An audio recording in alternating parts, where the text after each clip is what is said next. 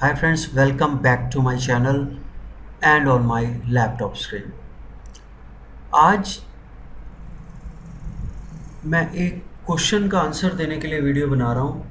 मेरे एक सब्सक्राइबर ने क्वेश्चन पूछा था कि वेबसाइट के लिए जब हम होस्टिंग लेते हैं तो कितना स्पेस हमारे लिए सफिशिएंट होता है। तो उसी का आंसर देने के लिए आज मैं ये वीडियो बना रहा हूँ और उसके लिए मैं पहले आपको दिखा दूँ कि होस्टिंग के कौन कौन से पैकेजेस होते हैं। उसके लिए मैं होस्टिंगर खोल रहा हूँ वेबसाइट। आप कोई भी वेबसाइट खोल सकते हैं, मैं कोई प्रमोशन नहीं कर रहा हूँ यहाँ पे। Just for an example Hostinger की वेबसाइट हमने खोली। तो फ्रेंड्स यहाँ पे अगर हम सर्विसेज के अंदर जाके देखें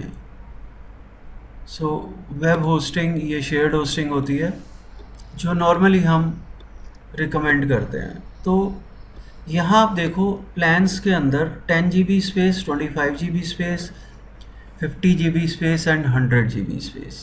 हमारी वेबसाइट के लिए कितना स्पेस सफिशिएंट है ये कैसे डिसाइड होगा? क्या हम इस पैकेज पे जाएं या इस पैकेज पे जाएं प्रीमियम वाले पे, या बिजनेस पैकेज पे जाएं या क्लाउड स्टोरेज पे जाएं? कैसे हम डिसाइड करेंगे कि हम 89 रुपीज़ पर मंथ खर्च करें, 149 रुपीज़ पर मंथ खर्च करें, 249 पर मंथ खर्च करें, 599 पर मंथ खर्च करें? यही नहीं, पैकेज कौन सा लेना है वो सिर्फ स्पेस पे डिपेंड नहीं करता। और भी फीचर्स हैं जो यहाँ पे हर पैकेज में, हायर पैकेजेस में एक्स्ट्रा हैं। जैसे यहाँ पे अपनी होस्टिंग अकाउंट पे आप एक ही वेबसाइट होस्ट कर सकते हो, यानी कि एक ही वेबसाइट चला सकते हो। यहाँ पे आप डोमेन खरीदो और ख़रीदते जाओ और होस्ट करते जाओ। ऐसी 25 डोमेन्स को आप यहाँ पे होस्ट कर सकते हो। इस पैकेज में आप 50 डोमेन्स को होस्ट कर सकते हो और इस पैकेज में आप 100 डोमेन्स को होस्ट कर सकते हो। अब प्रैक्टिकली कितने डोमेन्स पॉसिबल हैं इनमें, वो डिपेंड करेगा अगेन स्पेस रिक्वायरमेंट पे। क्वेश्चन बहुत अच्छा था कि स्पेस कितनी रिक्वायर्ड होती है हमें अपनी वेबसाइट के लिए, हम कौन सा पैकेज लें, कितनी स्पेस हम यहाँ पे डिसाइड करें कि हमें चाहिए। तो मिनिमम तो 10 GB यहाँ पे दे ही रहा है। कुछ वेबसाइट्स हैं जो 5 GB स्पेस भी देती हैं। क्या 5 GB सफिशिएंट है हमारे लिए? ये डिसीज़न टोटली डिपेंड करता है कि आपकी वेबसाइट जो है वो किस लेवल पे बनी हुई है, यही नहीं किस प्लेटफॉर्म को यूज़ करके बनी हुई है। लेट अस से आपकी वेबसाइट एक बिज़नेस वेबसाइट है और अभी आपने स्टार्टअप ही किया है और आपकी 8-10 पेज की वेबसाइट है और उन 8-10 पेजेस में बिज़नेस वेबसाइट पे कोई ज़्यादा इतनी इमेजेस भी नहीं होती। तो आपकी वेबसाइट अगर कोडिंग करके बनाई गई है तो बहुत बल्कि भी नहीं होगी, मतलब उसका ज़्यादा स्पेस रिक्वायरमेंट भी नहीं होगी। तो यहाँ पे अगर देखा जाए तो आपकी वेबसाइट 5 GB स्पेस सफिशिएंट है उसके लिए, आपकी वेबसाइट के लिए।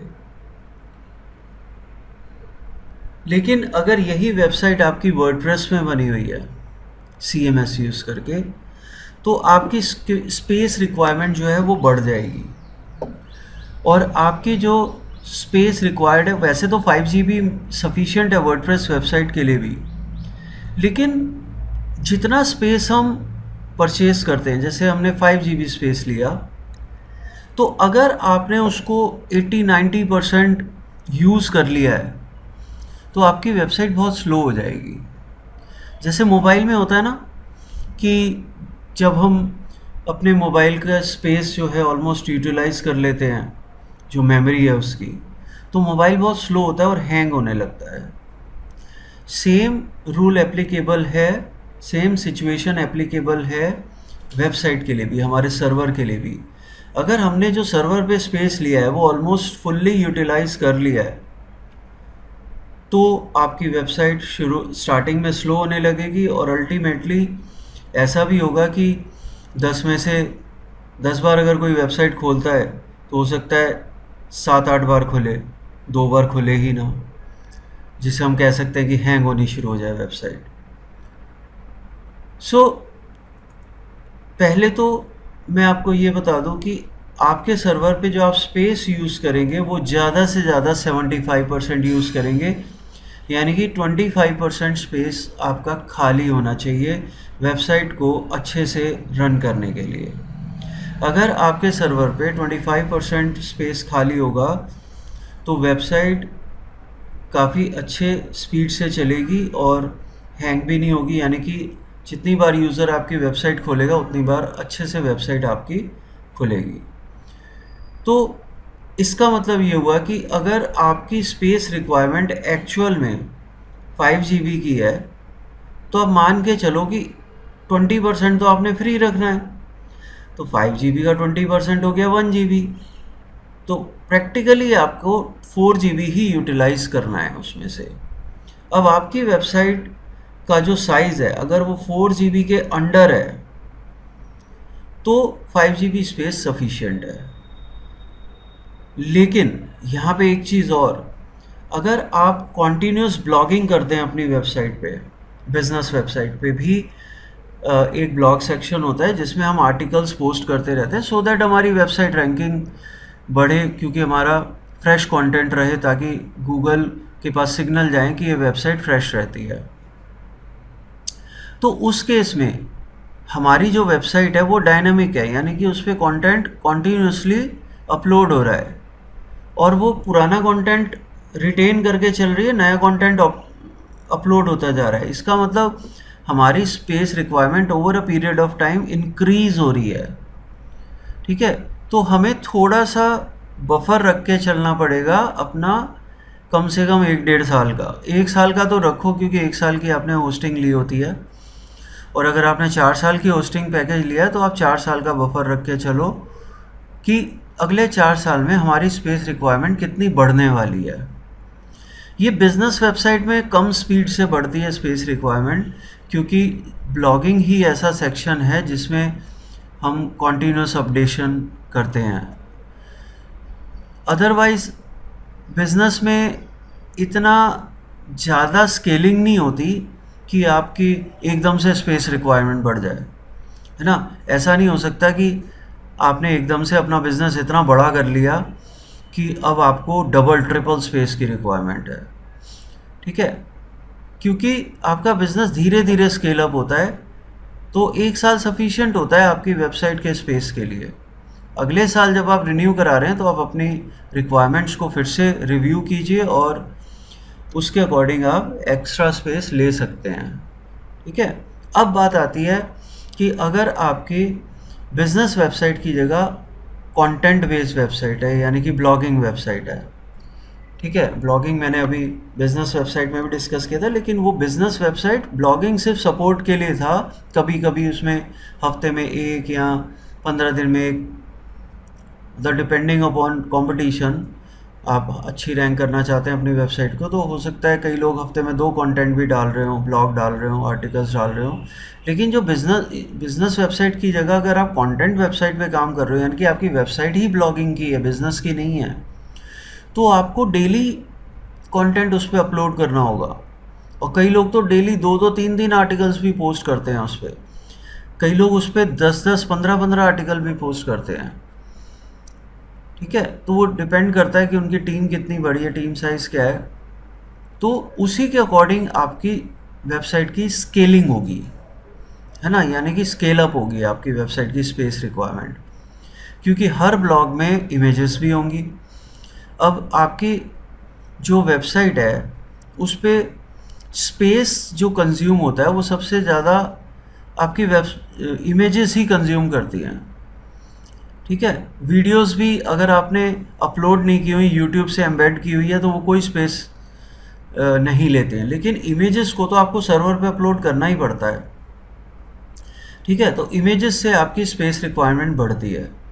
तो ब्लॉगिंग में कंपैरेटिवली ज़्यादा इमेजेस डलेंगे as compare to business website. तो यहाँ पे आप 5 की जगह 10 GB स्पेस पे जा सकते हो। और अगर आपकी ई कॉमर्स वेबसाइट है तो ई कॉमर्स वेबसाइट में आपको ये देखना पड़ेगा कि इनिशियल लेवल पे आपके पास कितने प्रोडक्ट्स हैं। आप ये देखो, इसमें इमेजेस और भी ज़्यादा होंगी, हर प्रोडक्ट की 5-6 हो सकता है 10 इमेजेस भी हों, और आप कोशिश करोगे कि क्वालिटी इमेजेस वहाँ पे शो करो। तो बहुत ज़्यादा ऑप्टिमाइज्ड भी नहीं होंगी इमेजेस, है ना। ऑप्टिमाइज़ करनी चाहिए वैसे, क्योंकि आपका यूज़र वैसे भी मोबाइल डिवाइस पे ही ज़्यादातर आपकी वेबसाइट देखता है। तो बहुत हैवी साइट पे इमेजेस लेना भी मैं रिकमेंड नहीं करता, क्योंकि मोबाइल पे आप ऑप्टिमाइज इमेजेस को भी अच्छी क्वालिटी में दिखा सकते हो। सो अगर आपकी ई कॉमर्स साइट है और आपके इनिशियली ऐसी 50 से 100 प्रोडक्ट्स के बीच में हैं, तो आप 10 GB स्पेस से स्टार्ट कर सकते हो। लेकिन अगर आपके स्टार्टिंग में ही 1000 प्रोडक्ट्स के आसपास हैं तो आपको 25 GB स्पेस पे कम से कम जाना चाहिए। इसके अलावा दूसरी चीज़ों को भी कंसीडर करना चाहिए, क्योंकि ई कॉमर्स साइट पे ट्रैफिक कंपैरेटिवली ज़्यादा होता है। तो ट्रैफिक हैंडल कर पाए आपकी वेबसाइट, ये भी आपको ध्यान में रखना है। इसलिए रैम वगैरह जो है वो भी हायर एंड पे होनी चाहिए, ठीक है। और अगर आपको लग रहा है कि और ज़्यादा स्केलिंग हो रही है, प्रोडक्ट्स पिछले तो हैं ही और नए नए प्रोडक्ट्स आ रहे हैं और फ्यूचर में हमें और स्पेस की रिक्वायरमेंट होगी, तो आप 50 GB स्पेस पे भी जा सकते हैं, ठीक है। Then another factor space requirement के लिए, आप कितनी वेबसाइट होस्ट करना चाहते हैं। जैसे यहाँ पे दिया हुआ है कि आप 25 वेबसाइट्स होस्ट कर सकते हो और 25 GB स्पेस दे रहा है। अब इज़ इट पॉसिबल कि 1 GB वेब स्पेस में एक वेबसाइट चल जाए? अगर आपकी 1-2 पेज की वेबसाइट है और कोडिंग में बनी हुई है तो चल जाएगी। लेकिन जहाँ आपने CMS यूज़ कर लिया, वर्डप्रेस की अपनी ही करीब 30-40 MB का स्पेस होता है जो वो लेता है ना। 30-40 MB तो आपका वर्डप्रेस ले गया, फिर आप इमेजेस अपलोड करोगे, ठीक है। तो आप मान के चलो कि अगर आप एक 10-12 पेज की वेबसाइट बना रहे हो तो 60 MB के आसपास आपका स्पेस उसमें कंज्यूम हो जाएगा, ठीक है। अभी भी आपके पास 40 MB का बफर बचा हुआ है। तो एक बिजनेस वेबसाइट अगर आप रन कर रहे हैं तो कहीं ना कहीं आप 1 GB में कोडिंग वेबसाइट तो कंफर्टेबली रन कर सकते हैं। लेकिन अगर आपने 8-10 पेज की वेबसाइट CMS वाली यूज़ कर ली तो मुश्किल हो जाएगा 1 GB में सरवाइव करना आपकी वेबसाइट को। यानी कि सरवाइव करना मतलब अच्छा परफॉर्मेंस देना। तो यहाँ पे 1 GB पर वेबसाइट स्पेस कम है, तो प्रैक्टिकली 25 वेबसाइट्स तो पॉसिबल नहीं है। अगर आपने ये पैकेज लिया है तो मैं रिकमेंड करूँगा कि आप 5 GB पर वेबसाइट दे के चलो। तो इसका मतलब आप 25 वेबसाइट्स तो नहीं चला सकते, 5 वेबसाइट्स कंफर्टेबली यहाँ पे चला सकते हो। तो 5 GB स्पेस के हिसाब से आप इस पैकेज को भी आप रिव्यू कर लो, इसमें 10 वेबसाइट्स चला सकते हो और इसमें 20 वेबसाइट्स आप इजीली चला सकते हो।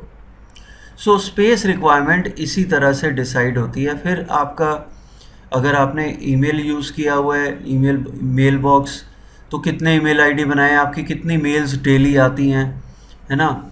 तो उस पर भी डिपेंड करता है आपके सर्वर स्पेस, क्योंकि ये सारा जो डेटा स्टोर होना है ये सर्वर पे ही होना है।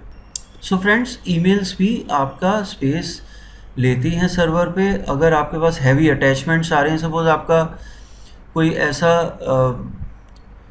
बिजनेस है जिसमें आपका जो वेंडर्स हैं सपोज, वो आपको मेल करते हैं कुछ इमेजेस, है ना, और वो इमेजेस बड़ी हैवी होती हैं, ठीक है। आर्किटेक्चर का आपका बिजनेस है सपोज, तो आप जब किसी को मेल करोगे या कोई आपको मेल करेगा तो बहुत हैवी इमेजेस होंगी, क्योंकि वहाँ पे पोर्टफोलियो दिखाना है, इसी तरह अगर आपकी फ़ोटोशूट की वेबसाइट है तो अगेन आपको आप जो मेल करोगे या मेल्स आएंगे उसमें बहुत हैवी इमेजेस आप भेजोगे, तो वहाँ भी स्पेस की रिक्वायरमेंट इंक्रीज़ होती है। सो फ्रेंड्स, आई होप आप समझ गए होंगे कि वेबसाइट की जो होस्टिंग स्पेस है वो कितनी होनी चाहिए, कैसे हम डिसाइड करें, ये बहुत क्लियर हो गया होगा और मेरे सब्सक्राइबर को भी उसका आंसर मिल गया होगा। सो फ्रेंड्स, अभी तक आपने अगर मेरे चैनल को शेयर नहीं किया तो शेयर कर लीजिए, लाइक कर दीजिए वीडियोस को, कमेंट सेक्शन में कमेंट ज़रूर कीजिए ताकि मैं आपके अकॉर्डिंग कुछ वीडियोस बना सकूं और अपने वीडियोस को इम्प्रूव कर सकूं। सजेशंस ज़रूर दीजिए कमेंट सेक्शन में। अगर मैं कुछ कमियां छोड़ रहा हूं अपने चैनल पे तो आप ज़रूर सजेस्ट कीजिए। देखिए, परफेक्ट कोई नहीं होता, कोई कितना भी एक्सपीरियंस गेन कर ले उसमें लर्निंग की जो गुंजाइश है वो हमेशा रहती है। सो कमेंट बहुत ज़रूरी है आपके मेरे लिए। तो रेगुलर हमारे वीडियोस देखते रहिए, बहुत काम के वीडियोस में लेके आऊँगा। थोड़ा सा डिले हो रहा है वीडियोस में क्योंकि रिसर्च बेस्ड वीडियोस में लेके आ रहा हूँ, ऐसा नहीं कि कहीं से कंटेंट कॉपी पेस्ट किया और डाल दिया। सो मिलते हैं जल्दी अपने अगले वीडियो के साथ, तब तक के लिए bye bye, keep watching, thank you friends.